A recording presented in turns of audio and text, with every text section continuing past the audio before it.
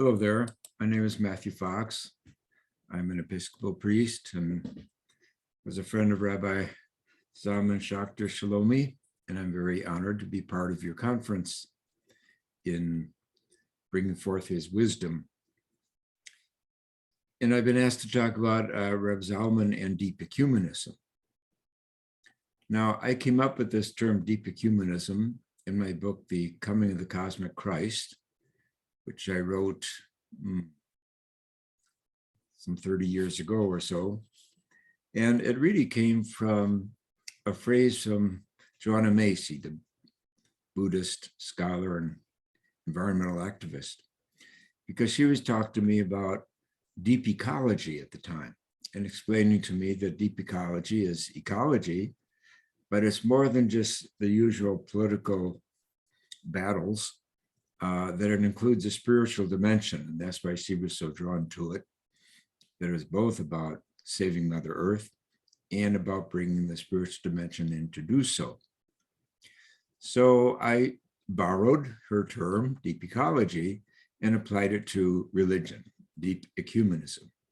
Because for years I had been watching the ecumenical movement and being part of it, but I felt that it was not getting very far, that it was, as I said, more like reading theological position papers to each other and nodding approvingly and so forth.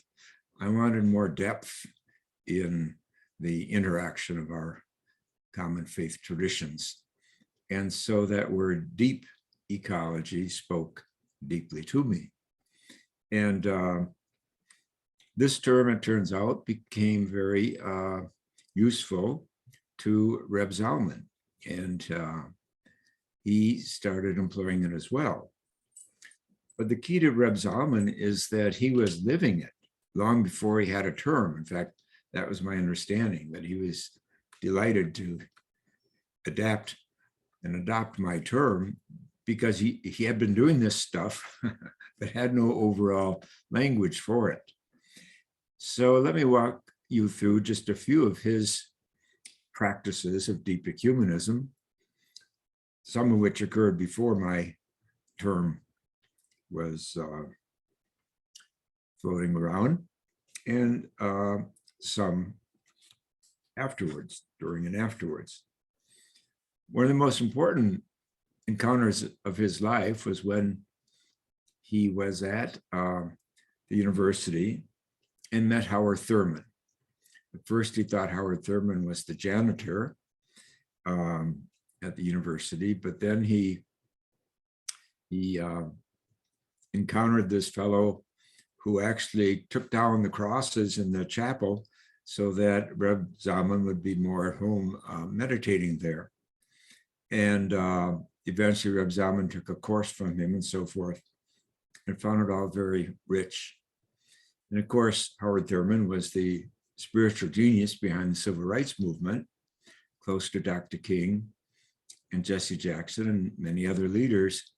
But it was he who, with his wife in the mid-30s, traveled to India and, among others, met Gandhi and took back Gandhi's nonviolent practices to the Black community in America. So Howard Thurman is a major religious figure. But Reb Z sat at his feet, so to speak, as Howard Thurman taught courses and practices, because Howard Thurman was also a chaplain at the university. Another encounter that Reb Zalman had in deep ecumenism was with the Catholic monk Thomas Merton. They had corresponded for years, and then Reb Zalman went to visit him. And the picture he leaves us all with is the story he tells about how he and Tom sat on the porch of Merton's hermitage in the monastery grounds. And in the evening, as the sun was setting, they chanted together in Latin and in Hebrew the Psalms.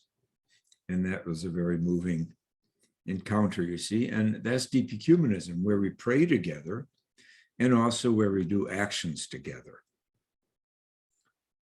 And another example, and Reb Zalman's life was his invitation from the Dalai Lama, when he met the Dalai Lama, to speak up and teach him, Dalai Lama, from his Jewish tradition, what it all means to be in exile, since, of course, the Dalai Lama was exiled from Tibet. And that was important too, the sharing of the deep stories of Reb Zalman's people and the provocative and important question that the Dalai Lama posed to him.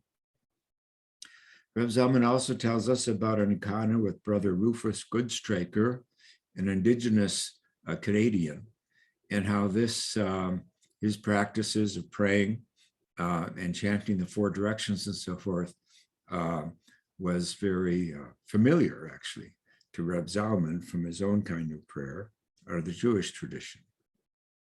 He also tells us about dancing zikr with Sufi masters. And of course, he taught for many years at Naropa University, which is a Buddhist school. And so there too, he had an overlap and an interaction with many Buddhists, both teachers and students, and was busy sharing. Now, in my own instance, my encounters with Reb Zalman, one of the gifts I had was his writing the Pope when I was being silenced and threatened with expulsion from my order, and telling the Pope that he said that what Matthew Fox is trying to do in Christianity, I am trying to do in Judaism. And in effect, we're both trying to move into a postmodern era. And so lay off him. And Reb Z said that I will personally pay to fly to Rome and sit down with you and explain to you what Matt Fox and I are about. He did not get a letter in response inviting him to the Vatican. But again, this is a good example of deep ecumenism as practice and as action. He did his best to reform the Vatican and the Roman Catholic Church. So I wish him well. Another story is that when I was doing a retreat with Rabbi Arthur Green and Rabbi Roslow in a community retreat center north of New York, Reb Zalman showed up at the end, near the end of the retreat. And to make a long story short, he proposed that we end with a ritual, namely a Catholic Mass, which very much surprised me. I think I was the most surprised person in the room. But we agreed on a theme, the theme being the Song of Songs. And the next day we had a Mass, and it was very beautiful. And we all chose a partner, danced down the aisle and so forth. And there were about a dozen rabbis, several of them women, who celebrated this Mass with me and as celebrants. And as it turned out, that was the very last Mass that I celebrated as a Roman Catholic priest. I was expelled about a week after that, or 10 days after that. And later, Reb Zalman sent me a letter. And I'm going to share that with you. He says, "It was a privilege to assist at your last Mass as Roman Catholic. You had submitted to the discipline and finished that year of silence imposed on you. Yours were not venial sins that upset the hierarchs. Yours were more dangerous by far. You grafted your vision to the conclusions of Vatican II. You derived from Meister Eckhart and the mystics of the Church. You considered the lilies and intuited why it was possible for Mary Magdalene to turn, having loved so much, to be closer to the Master than the right-thinking scribes. So you would move from the fear of the powers and principalities to the love for earth and the flesh of the sacred incarnation of God's original goodness." And he also said, "With your work on deep ecology along with depth theology, you show that Christian mystics too intuited that the past catechisms for the masses like the Baltimore Catechism, could not contain the intimations of the Holy Spirit. They would have to be replaced by a more holistic, Gaia-friendly presentation of the magisterium. And it is important, I think, that it is Gaia that calls all of us from all our traditions to get together, to act, and to pray. I wrote in my book, Coming of the Cosmic Christ, there's no such thing as a Roman Catholic river and a Lutheran sun and a Baptist moon and a Jewish ocean and an atheist cornfield. That when all our religions put themselves in the context of creation, we all receive a little humility. And it is from that crisis that we face, we now call it climate change, that we can work together to get something done. And in this wonderful book put together by Rose and Netanel Miles Yepes, there is a fine chapter on deep ecumenism in the work of Rabbi Zalman. And again, he puts Gaia and the crisis of Mother Earth today very much in the forefront, that which can bring us together. He says, then came the Holocaust and Hiroshima, the moonwalk and the view of Earth from outer space, the hippie revolution and the internet. And it became clear that we could no longer afford to think of ourselves as separate or to have reality maps that do not base themselves on an organismic view of life on this planet. More and more deeper thinking eco-theologians are coming to the conclusion that each religion is like a vital organ of the planet, that for the planet's sake, each religion needs to stay healthy. And, you know, the Dalai Lama said that the number one obstacle to interfaith or deep ecumenism is a bad relationship with one's own faith tradition. And that's one reason I've been passionate about to bringing back to Christians their deeper traditions of these great mystics and so forth. And Rabbi Zalman is very much on board with that too. He says that that because of my love for all of humankind, I want to be Jewish. He wants to be a better Jew. For all my universalism, I still need to be the best and healthiest Jew I can be, and to urge my co-religionists to do the same as their contribution to the healing of the planet. And I want to stress how Reb Zalman has affected the next generation through his many disciples and students and ordinands.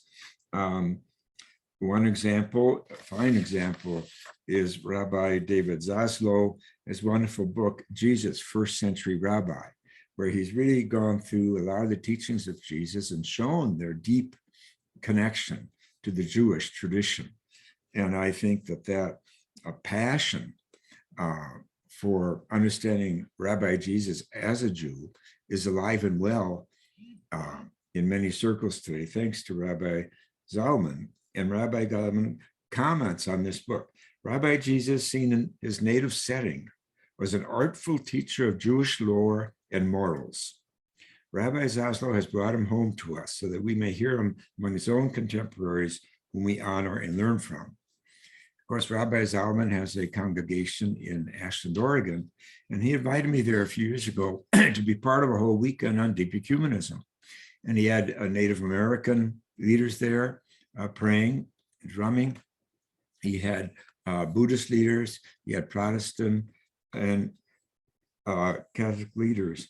And I was invited to give a couple of talks, but the high point for me was at the last day, on Sunday, one of his congregants, who was a cantor, had translated the Pope's encyclical on the environment, Laudate Si, a section of it, into Hebrew, and put it to the Jewish modality of music. And he sang this in Hebrew. And it was so moving to me, I made the comment that surely this is the first time in 2,000 years that a papal encyclical has been sung in Hebrew in a synagogue. So we can thank Rabbi Zalman for that amazing truth and reality and story, because it really happened. And finally, in the same series that Rabbi Zalman's book of essential teachings is, just recently, a book of my work, Essential Writings on Creative Spirituality, Matthew Fox, came forward. And the person who edited it wrote a fine introduction and then gathered these excerpts from all my books. Bless his soul, he read 39 of my books for this, is Charles Burak, who was a student of Rabbi Zalman and holds a doctorate of his own and has been head of the humanities department at JFK, among other things. He was also on my faculty, taught the Kabbalah and other good courses. So this too is another example of how Reb Zalman's prophetic vision of deep ecumenism has made its way into the younger generation. So all of us have a lot to thank Rabbi Zalman for being the pioneer that he was in the world of deep ecumenism or interfaith. Thank you, and blessings on your conference.